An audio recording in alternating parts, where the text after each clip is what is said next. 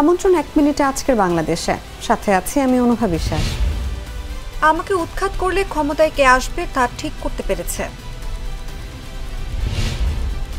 ঘড়িতে আরো 1878 টাকা কমল সোনার দাম। মে মাসেও দিনের তাপমাত্রা বেশি, হতে পারে ঘূর্ণিঝড়। কক্সবাজারে হবে উন্মুক্ত কারাগার, শিগগির নির্মাণ শুরু, জানিয়েছে সংসদের স্বরাষ্ট্রমন্ত্রী। মৃত ব্যক্তিদের জাল সনদ, মিল্টন সমদ্দারের 3 দিনের রিমান্ড। কমল এলপিজির দাম। বিএনপি নয়, আওয়ামী লীগের নেতারা দেশ ছাড়ছেন বলেছেন রিজভী।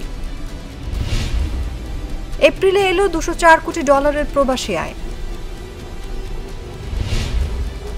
শিক্ষামন্ত্রীর পদত্যাগ চেয়ে লিগ্যাল নোটিশ। যুক্তরাষ্ট্রকে নিজের ঘর সামলাতে বললেন প্রধানমন্ত্রী। এখানেই শেষ করছি 1 মিনিটে আজকের বাংলাদেশ। ধন্যবাদ সবাইকে।